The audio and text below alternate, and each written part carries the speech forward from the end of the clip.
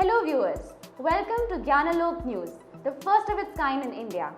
I've got some really interesting news from the education world. So without wasting much time, let's get started.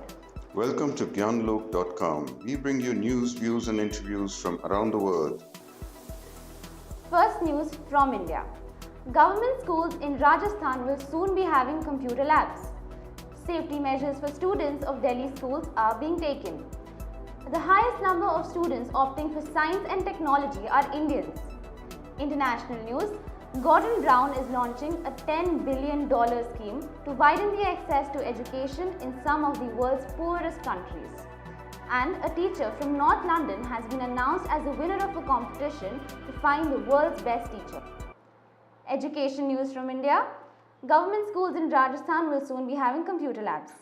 The Rajasthan Education Minister Vasudev Devnani has said, computer labs will be opened in 5,000 schools in Rajasthan and 60,000 teachers in the state are being provided computer training. He said at a press conference, adding that 28,000 laptops are being distributed to the meritorious students.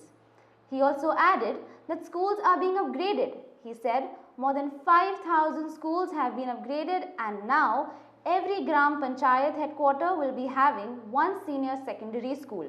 Over 70,000 teachers will be appointed soon. Safety measures are being taken for students of Delhi schools. There's a very good news for the schools in Delhi. The Delhi Government's Expenditure Finance Committee (EFC) has approved the installation of around 1.46 lakh CCTV cameras in state-run schools, a move which is aimed at ensuring the safety of the students. This will be executed at an estimated cost of 600 crores in 6 months. About 1,028 government school buildings would have these cameras installed, which will include open areas as well as classrooms.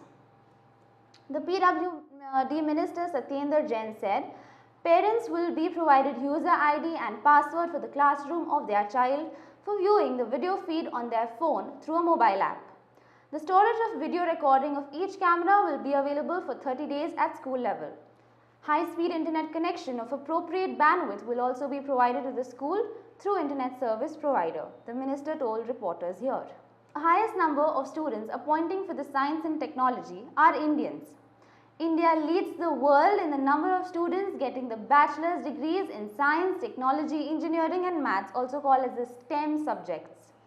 According to the UN Conference on Trade and Development, the UNCTAD's Technology and Innovation Report 2018 released on Tuesday said that of about 5 million students who received their bachelor's degree in 2012 in the STEM subjects worldwide, 29.2% were from India. China accounted for the second position, followed by the European Union and the United States. Coming to international news. Gordon Brown is launching a $10 billion scheme to widen the access to education in some of the world's poorest countries. The UN Global Education Envoy and ex-UK Prime Minister wants donor countries to act as guarantors on low-cost lending for projects. The fund aims to tackle the problems of 260 million children without schools. Mr. Brown warned the UN in New York that such gaps would have catastrophic consequences. The International Finance Facility for Education, backed by the UN and World Bank, aims to provide $10 billion worth of loans and grants to allow poorer countries to build schools and hire teachers. And a teacher from North London has been announced as a winner of a competition to find the world's best teacher. Andrea Zefirakou, who teaches arts and textiles in a Brent secondary school, has won a prize worth $1 million. She has spoken of the hardship and overcrowded housing conditions facing many of her pupils. But in accepting the prize, she called for more support for the power of the arts in schools, particularly for the poorest communities. Prime Minister Theresa May sent a video message commending Mrs. Zefirakou and said great teachers needed resilience, ingenuity and a generous heart. That was all for today. Hope you liked it.